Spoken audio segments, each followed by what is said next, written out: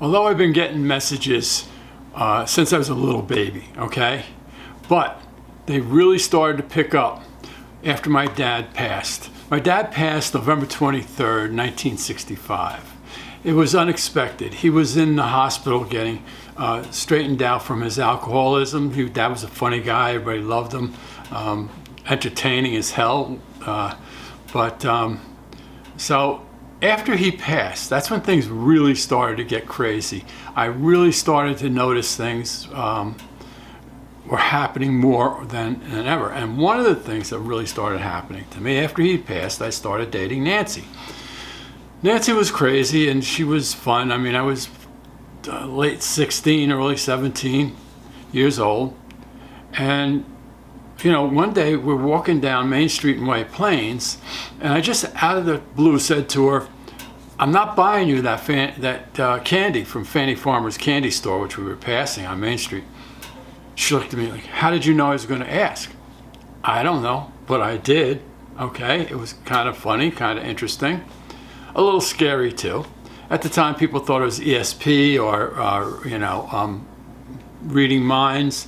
But that was all disproven. They did extensive tests. I think the military did it, and it was, you know, there's just no way. They put two people in two separate rooms, gave one a picture. You know, he was supposed to be looking at this picture and sending to the other guy what the picture was. It didn't work. Okay. So anyway, Nancy went out to Atlantic City, New Jersey, with a friend of hers. And I kind of had this feeling, again, I don't know what's going on, but I had this feeling I didn't trust her girlfriend, didn't like her girlfriend, but I just knew something was going on. I didn't know what. All right. Well, at 2 o'clock in the morning, I was fast asleep, in a deep sleep, and all of a sudden felt like I got punched in the stomach. Okay. I'm like, whoa, woke me right up. Like, something's going on. I knew at that point she was cheating on me. Okay. I didn't know why, I just knew it. All right. It turns out she was walking on the beach. She met some guy, he ran one of the concessions places on the boardwalk. After he got off, they went for a walk on the beach and they fell in love. All right, that's what it is what it is. Okay, but somebody's telling me this is what's going on. Wake up, literally wake up. I mean, you know, you think they could have waited till like 9 o'clock in the morning to tell me, maybe 10. Nope, they chose 2 a.m. and that's when she went for that walk. All right. That was the beginning of things really, really, really becoming stronger than they had been. I guess maybe because I was older and be more aware. So then fast forward to December 23rd.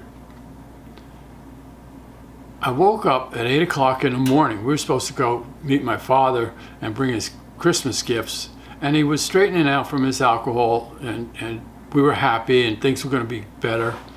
But I woke up at 8 o'clock in the morning knowing he passed. I just knew it. Okay, I was laying there nervous, waiting for a call. What's going to happen?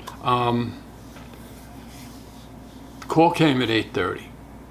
Doctor called, asked for my mother. My mother had multiple sclerosis at the time. She was madly in love with my father, not a strong person. My dad brought me up to be very strong, and I understand why it was because of this. Well, anyway, my mom, the doctor wouldn't talk to my mom. I handed my mom the phone, and she lost it. She was, I mean, it was all validated. She was screaming. It was horrible. Okay, now, I'm put in a position at 16 years old to bury my dad.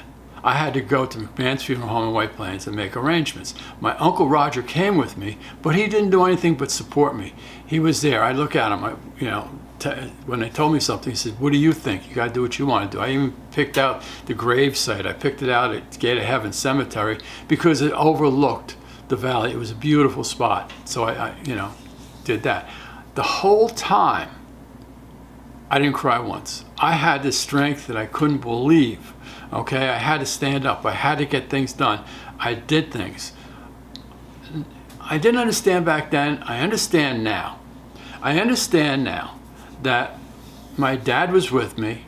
He was sent by God to make me more aware of what was going on in my life, make me aware of the gifts that I have.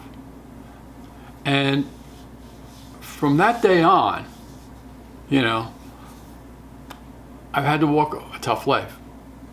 And I don't regret 1 minute of it, not 1 minute of it, okay? But Dad's been with me, all right? Today, Father's Day, this day I'm shooting this video, I woke up, I wasn't sure what I was gonna record for this YouTube. And my dad was there, okay? And he said, tell my story.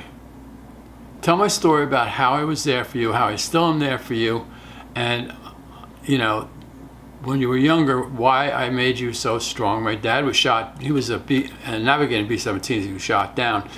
They had a ditch. The British Navy picked him up, saved him. But I believe my dad has always been there to protect me, as well as others, but my dad is my strength. He wanted me to post this video, which I'm doing in honor of Father's Day, in honor of him. I still love him, I still miss him, although I don't hang on to it. Okay, I don't let it keep me down. I'm strong, I'm proud of it. I know that extra little push helps me. All right? So, listen folks, I'm honoring my dad in this video on Father's Day. I'm telling his story. That story about when he passed was an important story. I know many of you out there have fathers that passed, fathers you were close to, maybe you were daddy's little girl, whatever. And I know it's difficult sometimes, but always know that they're there with you. They might have just not left here, not with you like you'd want them to be, but they are with you. Anyway, guys, that's my story, one of the many important stories about my dad. I've posted a lot, I've written a lot about my earlier days. I don't think I've written much about this. Bottom line is, I woke up not knowing what I wanted to do. Dad was with me, said, tell my story. Tell my story, tell how strong you were until, and I didn't, like I said, I didn't cry, not once, okay, until the night after we buried him. And I thought we had this close Italian family, and the other side is Scottish, Czechoslovakian side. But when one of my aunts, who happened to be my godmother, said, well, you have to take care of your mother now, and if you need anything, call your Uncle Roger, meaning that don't bother me. Well, let me tell you something. When I realized that those people who I thought would always be there for me were not, that's when I broke down. Guys, always be strong. Never let things go down.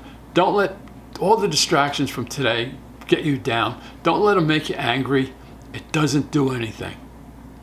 You get your strength, and you got people on the other side. Trust me. All right, I'm going to leave you with this. Always remain hopeful, never hopeless. Always be optimistic, never pessimistic. And always believe in yourself. Always have confidence in yourself. Always know that the souls are there to help you get through what you need to get through. All right? So always believe in yourself. Always have confidence in yourself.